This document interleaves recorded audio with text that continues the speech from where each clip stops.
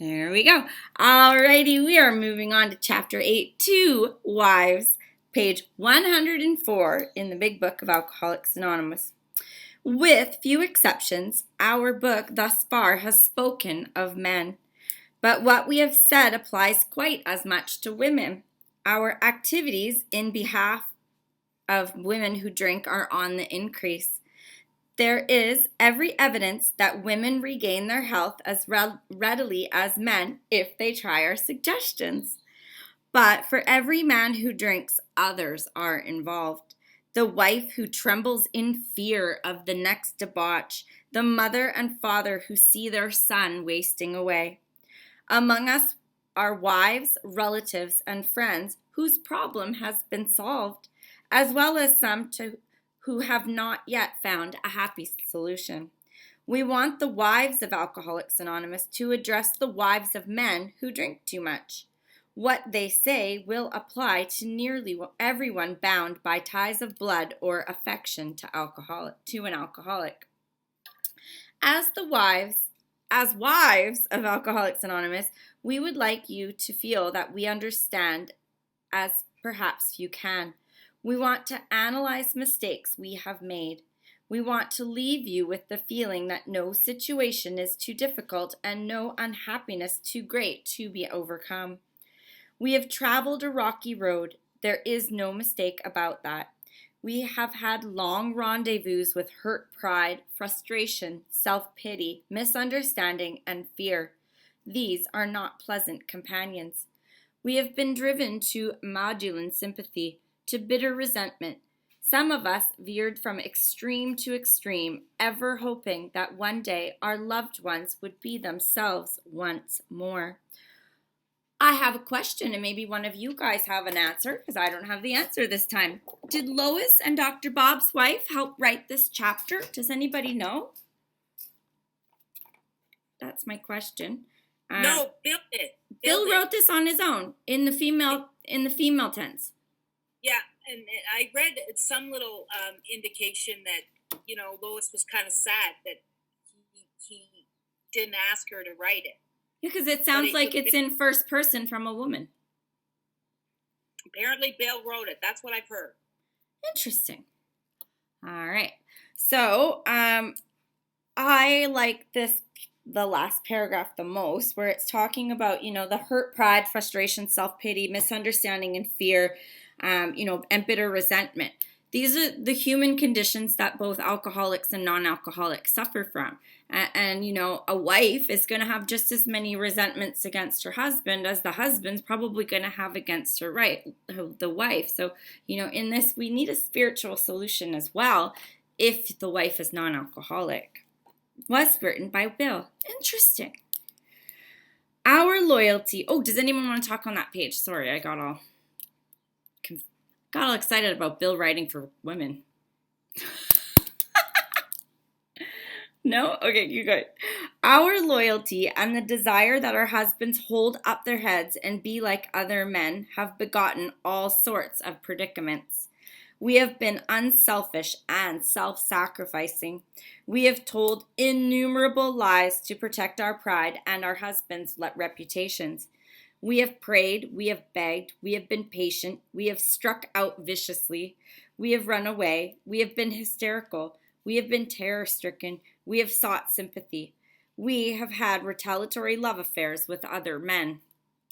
Our homes have been battleground many an evening. In the morning we have kissed and made up. Our friends have counseled, chuckling the men, and we have done so with finality. Only to be back in a little while, hoping, always hoping. Our men have sworn great solemn oaths that they were through drinking forever. We have believed them when no one else could or would. Then, in days, weeks, or months, a fresh outburst.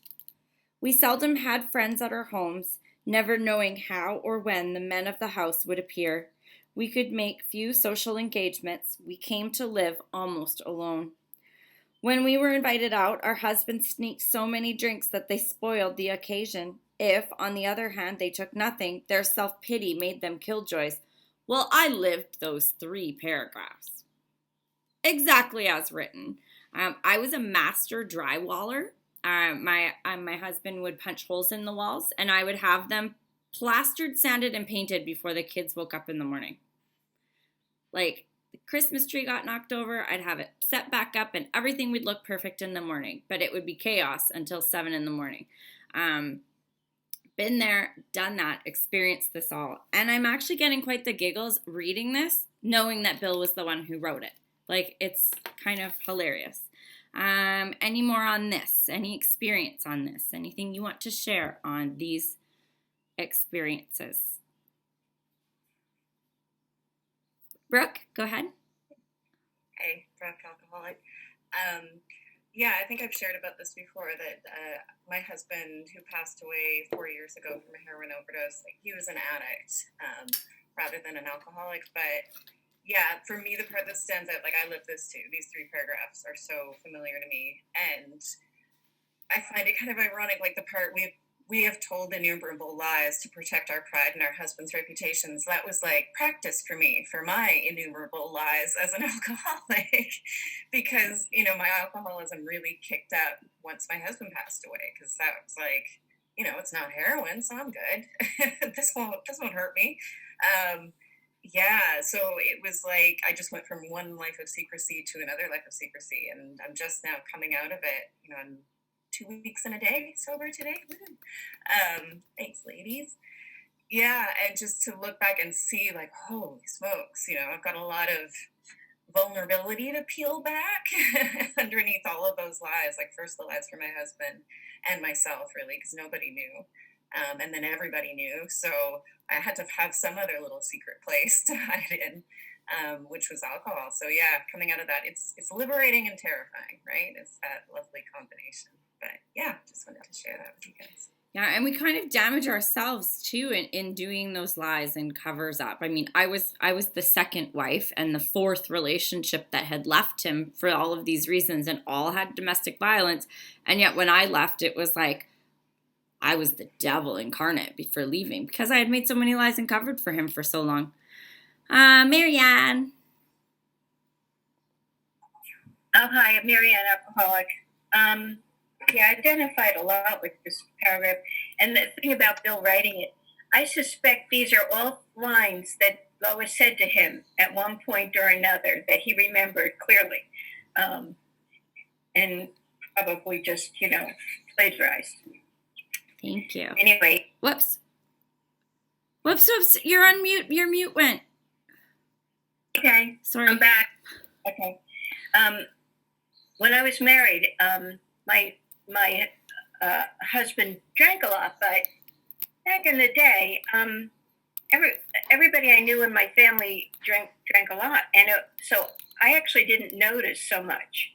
I just kept doing what you did. I kept, repairing things, fixing things, covering things, and I figured that was my job to keep, the house together. I didn't notice that alcohol was such a big part of it. But all the behaviors were there that alcohol, results in. And eventually I had to give up on it. But I did one of those retaliatory love affairs, looking for somebody to pay attention to me and at least, be kind. And, that was just a very bad phase in my life. And I was crying every day, and I was holding my baby and patting her on the back, and she's patting me on the back. And it was not right to do that to a baby, to be spending your afternoons crying, between episodes. So anyway, eventually his affairs got so blatant that, he actually was engaged to be married while we were still married. And he was engaged to a woman who lived 2 blocks away, whose kids were in my kids' classes at school. And he was going to PTA meetings with her at the time. And I didn't even know. So anyway, it's long gone history. The kids have all, he's still alive, God knows how. But anyway, the kids have all basically cut him off. He's messed up one decade after another. I thought they'd give up on him at 20. It took them till 40 to give up on him. But anyway,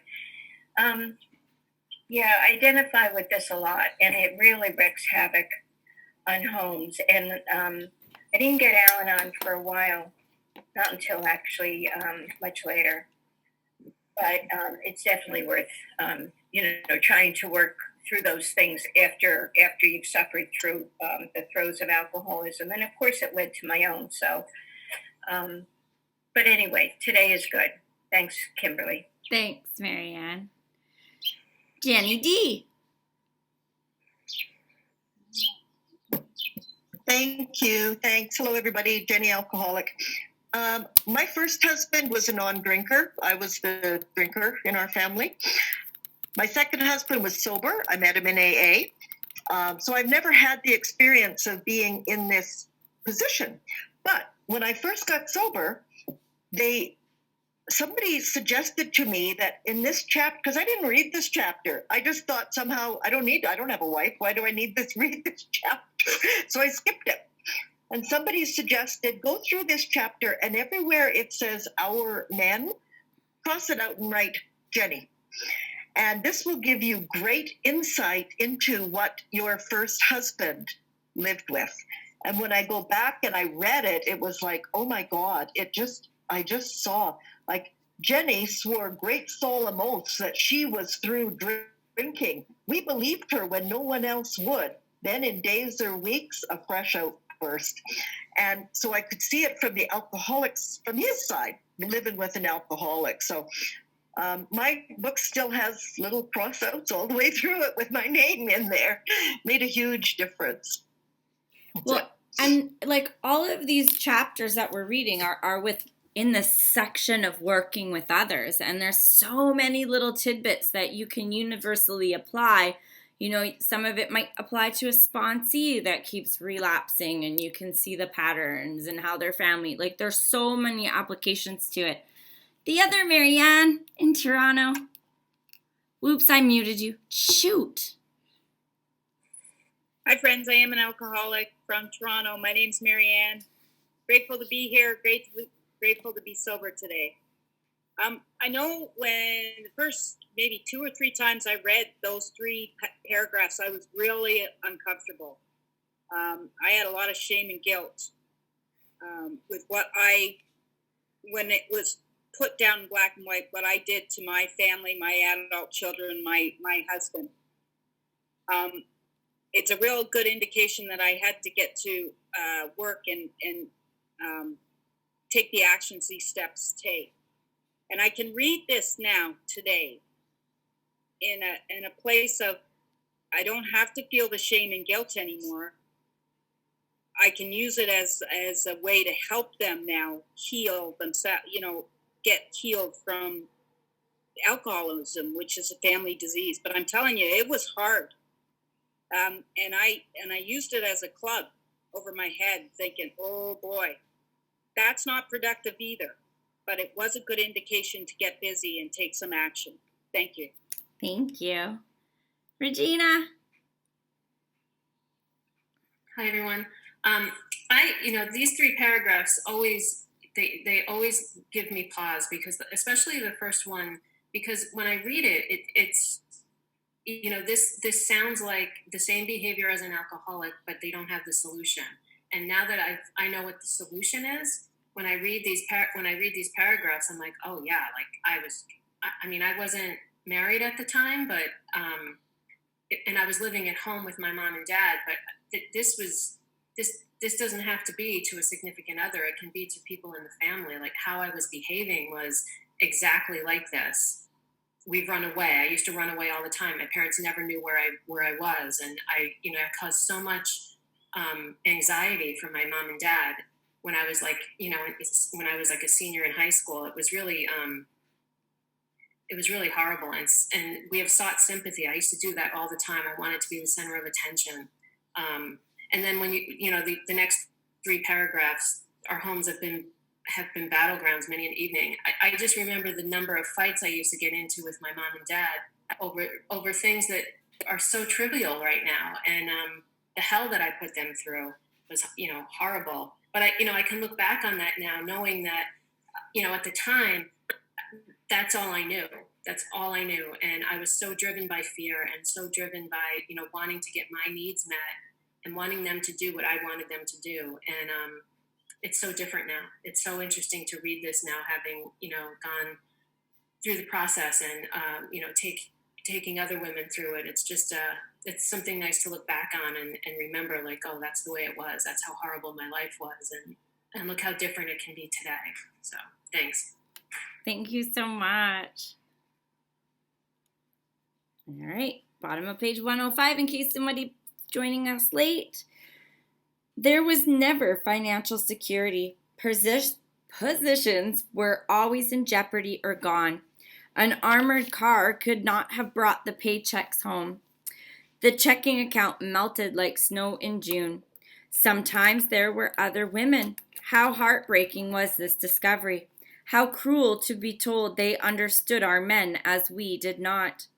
The bill collectors, the sheriffs, the angry taxi drivers, the policemen, the bums, the pals, and even the ladies they sometimes brought home. Our husbands thought we were so inhospitable. Joy kill, nag, wet blanket, that's what they said. Next day they would be themselves again, and we were forgive and try to forget. We have tried to hold the love of our children for their father. We have told small tots that father was sick, which was much nearer the truth than we realized.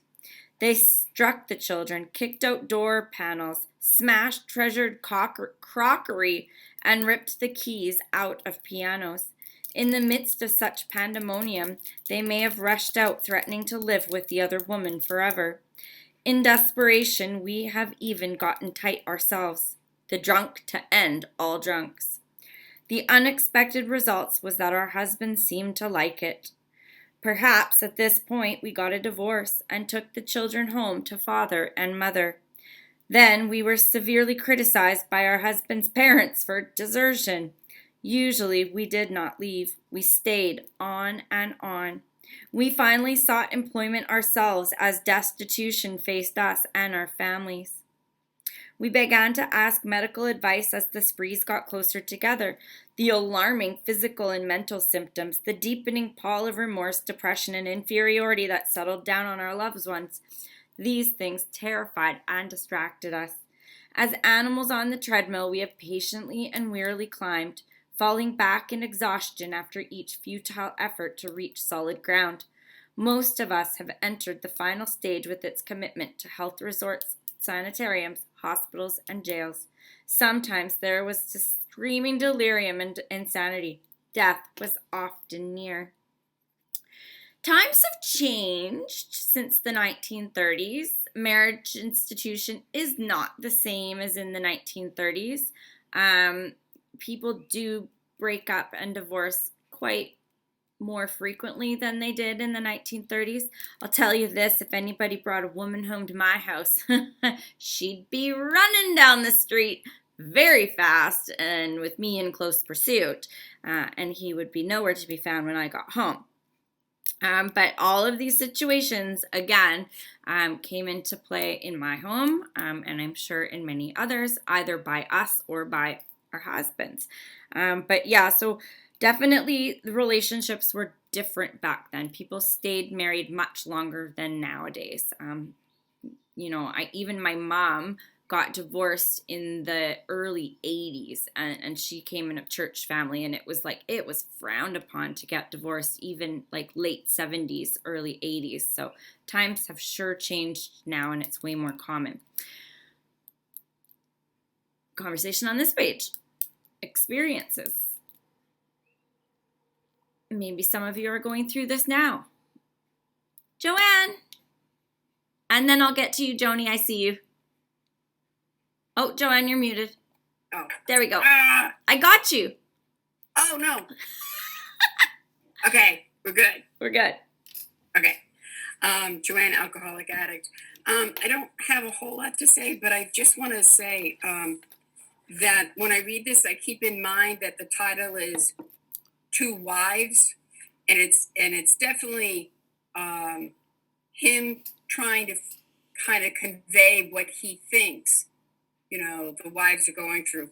And I just find it very interesting that the one on infidelity is like 3 sentences.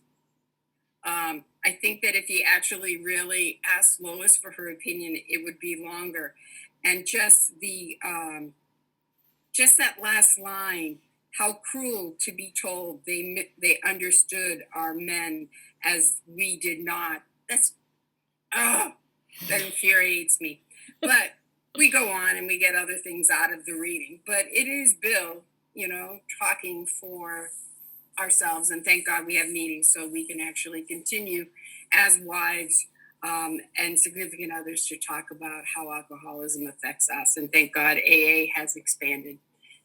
That's it. Thanks. Oh yeah, I'm going to be meditating on this later because I'm like, wow, wow, wow, wow, wow. Like just in the amends when he talks about the infidelity as well, I was just like, "Urgh." Anyways, Joni, you're going to gotta unmute you there. You got it? Hi, Hi. Joni Alcoholic. Yeah, I'm wearing two hats today. One is my inner adult child who's recognizing a few things here that were kind of the home I was raised in, where they both drank and they both had the same kinds of issues, and I was the one observing that the battleground in the evening and kissing in the morning, and I used to think they just shouldn't drink coffee. I think that's what's really making them very, when they drink 1.5, and these were just little cups of coffee, not like our big coffees today. As a kid, I thought it was coffee, not alcohol. Who knew? I mean, I didn't know. But when I grew up and I did the same behavior, I'm seeing that I learned well, and not to begrudge them or anything. It was just, no, we had to become really, we really had to become good drinkers, because that was what was required of us. And so when Dad would bring home other women from work to, introduce to his wife, it always baffled me. And then when Mom sort of had her little thing, that baffled me too. And I learned that one well too, in the midst of my drinking. And I love this where he writes, had we fully understood the nature of the alcoholic illness, we might have behaved differently. And I can only be thankful to this day and age that there were sanitariums, there were hospitals, and that the screaming and delirium and insanity from both of them was what I experienced later, and death was often near. And I just think, I learned really well. It's like what I didn't know, I couldn't do differently. And now, knowing this is like, screaming delirium and insanity? Oh, that's normal for the state of affairs of the family. And even though my husband and I both didn't agree at that time that we were alcoholic, he may still not be. I'm not with him, my ex-husband, but I am, and proud of it to a degree. Only because now I can get help, and I can take action and change the through with my higher power and the program of Alcoholics Anonymous. I can change my behavior and not judge myself so harshly. So, thank you. I had to get that out. It's fun. But yeah, definitely I'm able to speak to other people living through this from both experiences, like all of the things that I did that I now know were enabling behaviors. Man, if I would have known this stuff back then. And I had a period of that guilt, shame, remorse, regret when I got sober after, and then my husband passed away. And it was like, what if back then I had done this, or what if I'm like, that's not, what if doesn't matter, right? And there was a lot of turmoil. on what if I did something different before and I hadn't left and I had stayed and I had done this or that. So, there's so many pieces of this pie. Grace? Good. Hi, I'm Grace. I'm an alcoholic. The thing about, I look at it from a wife's perspective from my home growing up, and you talk about the difference in today compared to how the women years ago felt so obliged to stay in the home. And that was the way it was in my home, The day after, my mother wouldn't say anything. It was all quiet. We had a lot of, every time we had any kind of company in the house or a party, they loved to give parties. He always ended up in some real negative behavior. And he didn't get physical really till towards the end of his really heavy drinking. He wound up with Korsakoff sarcoma, and he was in the hospital for 4 months, due to his alcoholism. And yet he never, ever, ever admitted that he had a problem with alcohol. Never. He was probably the oldest living alcoholic, I used to say, because he was 91 when he died. I had him in a nursing home for about, 6 or 7 years. And, and he just hated me for a while, blamed me, but never could admit it. And my mother, she just didn't want to look at what it really was about. And she didn't have a whole lot of options because she had 5 children and nobody else would support her. So he did go to work, and that's why he always thought he was an alcoholic. But in my own home, where it talked about, our homes have been battlegrounds many an evening, that became what happened in my own home, in spite of the fact that I thought that could never, ever, ever happen to me. And it would be part of the dinner table. I remember throwing things at the dinner table. My husband would say something about, we're going to have this again. And I would throw the whole plate of food on the ground or scare the kids to death, you talk about run away. I would leave and go to the mall or something and walk around just to get out of the house. And I never thought that my children were home, hysterical, crying. Where did she go? Is she coming back?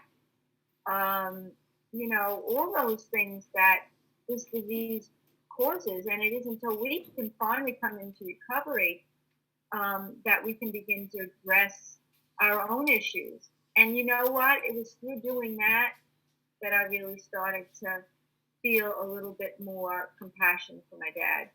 But it took many, many, many years for that to happen. But that's what we learned through our own recovery. And I think that's something we can share with those who come in after us or our friends or, in the program. It's something we have to share with them so they don't feel they're the only ones that have had these experiences. So thanks for letting me share. Thank you. Valerie? Good morning, everyone. I just have to say this is like bringing up emotion for me because my mom left my dad 5 kids, 8 and under, because of his alcohol and treatment of her in the house.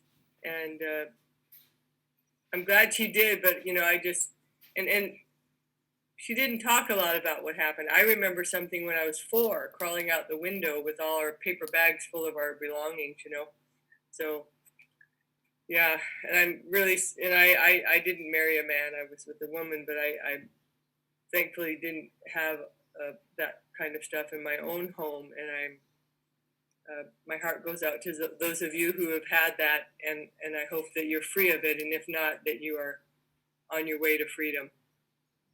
So thank you very much. I really appreciate everyone and what you're sharing. Thank you. Thank you so much, Val. All right. Anybody waving at me? Nope. All right. 107, mid-page. Under these conditions, we naturally make mistakes. Some of them rose out of ignorance of alcoholism. Sometimes we sensed dimly that we were dealing with sick men. Had we fully understood the nature of the alcoholic illness, we might have behaved differently. How could men who loved their wives and children be so unthinking, so callous, so cruel? There could be no love in such persons, we thought. And just as we were being convinced of their heartlessness, they would surprise us with fresh resolves and new attentions. For a while they would be their old sweet selves, only to dash the new structure of affection to pieces once more. Asked why they commenced to drink again, they would reply with some silly excuse or none. It was so baffling, so heartbreaking. Could we have been so mistaken in the men we married? When drinking, they were strangers. Sometimes they were so inaccessible that it seemed as though a great wall had been built around them. And even if they did not love their families, how could they be so blind about themselves? What had become of their judgment, their common sense, their willpower? Why could they not see that drink meant ruin to them? Why was it when those dangers were pointed out that they had agreed and then got drunk again immediately? These are some of the questions which race through the mind of every woman who has an alcoholic husband. We hope this book has answered some of them. Perhaps your husband has been living in that strange world of alcoholism where everything is distorted and exaggerated. You can see that he really does love you with his better self. Of course, there is such a thing as incompatibility, but in nearly every instance, the alcoholic only seems to be unloving and inconsiderate. It is usually because he is warped and sickened that he says or does these appalling things. Today, most of our men are better husbands and fathers than ever before. I get a little emotional reading that paragraph.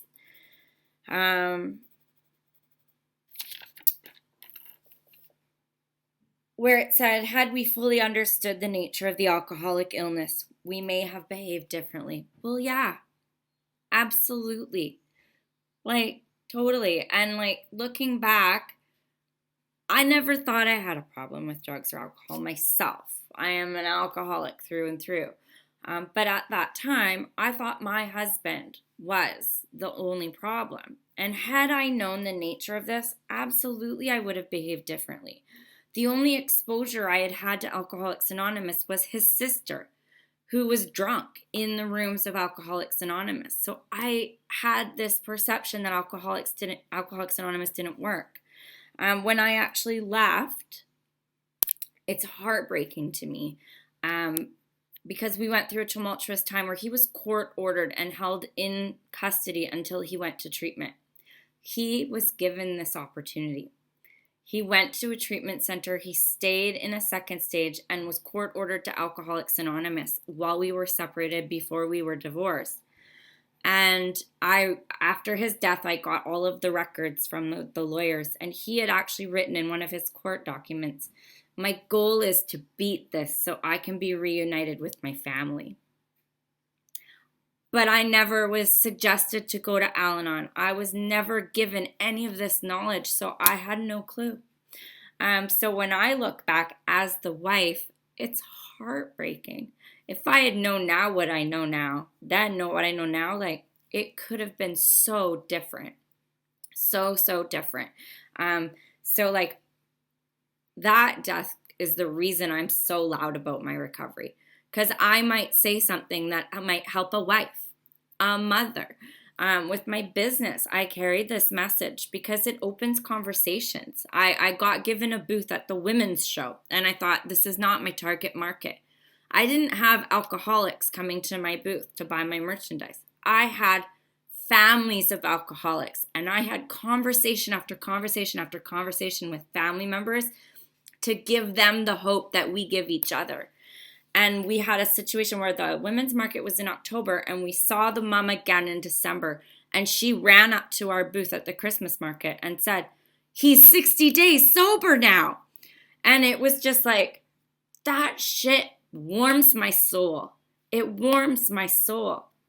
So this message in this book, it's it's to everyone, and it's like it can change the trajectory of everything because we behave differently with the knowledge we gain.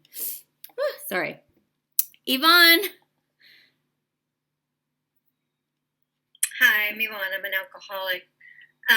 This paragraphs right here, well, all of it really.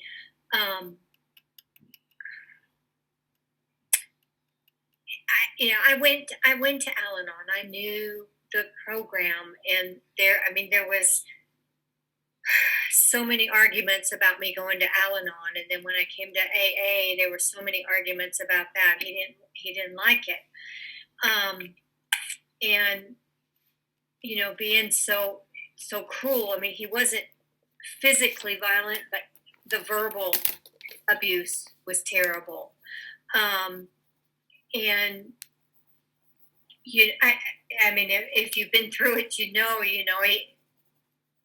he would shoot me down, make me feel about like this.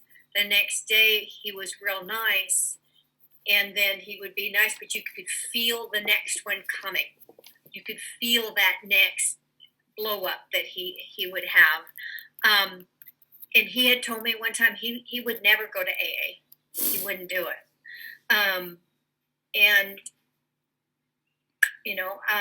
Eventually it got to the point where I left, and he is still drinking. I don't hate the man. But I can't live with him. We're on speaking terms and things like that, but I will not live with that anymore. I lived with it long enough, and it just ruins. It ruins everything and everybody. And, I watch my children go through it, and I watch him, and, I've watched everybody else, and it's just awful. It's awful. I tried to keep my side of the street clean. For a long time, I didn't think I had any part of it, but we all know how that goes. But, I tried to be kind, and I was, for the most part, after I got into the fellowship. And that's what my first sponsor kept telling me about it. Just be kind. Just be kind. And it was so hard some days to be kind. But it just the devastation it does in every aspect. It's just it's just amazing. So anyway, thank you. Oh yeah, it's amazing, the devastation. And I still the final hurrah is that he died without a will. So the ex-wife, on behalf of the children, becomes the executor of the estate, fighting his drug-addicted girlfriend. That's the final straw. I'm just the devastation, it lingers. It lingers, and it affects years past. This is going to affect my kids until this is all settled. But, and there's no rule of thumb. There's no standard practice across the board. It's different in every situation. And like it says here, there is such a thing as incompatibility. And what I've seen, and I used to be in accounting, and I did stats, and I was an analyst, and you see things, and I see patterns. If one person is choosing a spiritual path and growing and the other person's not, that incompatibility is microscope, what is it called? Blown up under the microscope, where it won't work if one person is growing and the other person's not working any sort of thing. That's why we have the Al-Anon, Alcoholics Anonymous, and it has to be a paired thing. Marianne in Canada. Hi, I just wanted to say, I think the first time I read That Strange World of Alcoholism, where everything is distorted and exaggerated, those words leapt out of the page because it gave words to what the hell was going on in here. And I still use those words when I challenge my thinking sometimes. Remember, Marianne, if you are in untreated alcoholism, everything is distorted and exaggerated. And then I know I have to take some action. So I love those words, and it happened to be in Two Wives. I could understand everything, but that just put the words to my crazy thinking. Absolutely. Thanks. And how many people skip over these chapters? To the wives, to the employers, and to the family afterwards. So many people skip these chapters, and there's so much goodness in here. All right, 8 minutes to. I'm going to stop the tape and the discussion.